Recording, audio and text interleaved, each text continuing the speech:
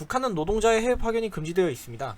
2017년 9월 북한의 6차 핵실험에 따른 제재, UN 안전보장 이사회 결의 2375호에 실린 조항은 해외에서 북한 노동자 신규 허가 금지를 명시하고 있으며, 이로써 북한은 더 이상 노동자를 파견할 수 없고 기존 노동자들은 기간이 끝나면 북한으로 돌아가야 합니다.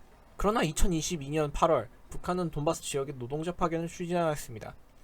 우크라이나 돈바스 지역 내의 도네츠크 인민공화국과 루간스크 인민공화국의 재건 사업에 북한 노동자들을 투입하는 내용으로서 현재 전쟁으로 심각한 인력난을 겪고 있는 러시아 도네츠크 루간스크 연합군은 국가 재건 및 국가 유지를 위한 인력을 차출할 수 없는 상태입니다.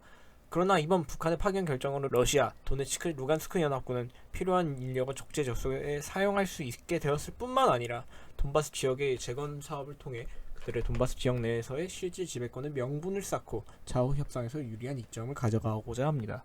그러나 현재 전문가들은 단순 재건 사업일지 의구심을 표하고 있습니다. 북한이 파견한 노동자들이 군인 출신으로 구성되어 참전 세력일 수도 있다는 견해, 재건 사업을 가장한 전쟁 기술 및 전략을 분석, 흡수하기 위한 파견이라는 견해, 파견된 노동자들이 우크라이나 군에게 피해를 입을 시 민간인 학살이라는 외교 문제를 삼고자 하는 연합군 측의 의도라는 견해, 이와 비슷하지만 북한 민간인들을 주요 거점에 재건 인력을 배치하여 우크라이나 군이 민간인 학살을 피하고자 전략적 공격을 감행해야 하는 상황임에도 작전을 실행하지 못하게 하기 위한 인간 방패라는 견해 등 다양한 견해가 난무하고 있습니다.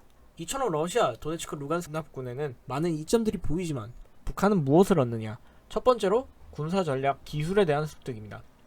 북한 사람들은 그들의 출신이 어떻든 간에 전쟁터로 가서 군대들의 새로운 전술을 목격하고 느끼게 될 것입니다. 그 와중에서 전략과 전술이 어떻게 변화하고 있는지 배울 것이며, 실제 무기들을 보고 때로는 입수할 기회도 얻어 실제로 무기 기술을 진보시킬 기회가 찾아올 것입니다.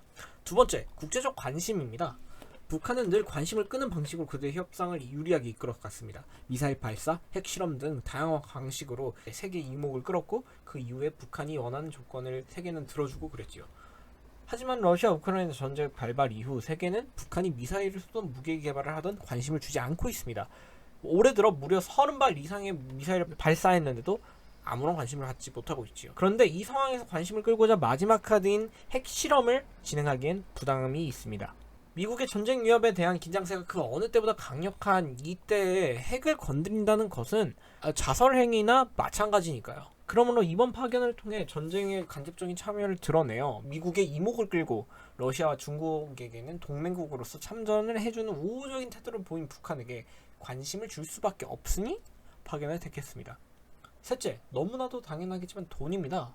북한은 코로나 이후로 가뜩이나 힘든 경제의 직격탄을 맞았습니다. 정상적인 무역이 불가하여 밀무역이 대세였지만 그 밀무역 마저 맞고 국경을 봉쇄했고 홍수, 가뭄 피해, 그리고 마지막으로 코로나19의 유행까지 북한은 현재 매우 힘든 상황을 겪고 있습니다.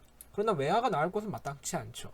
그렇게 자국민들의 목숨을 전쟁 지역을 파견하여 외화로 맞바꾸는 선택을 하고 있습니다. 당연하게도 이 모든 과정들은 UN 안보리 결의안 위반이며 우크라이나는 이에 반발하고 있습니다. 우크라이나의 반발에도 불구하고 파견을 선택한 북한과 이 순간에도 전쟁을 지속하고 있는 우크라이나의 미래는 어디로 갈까요?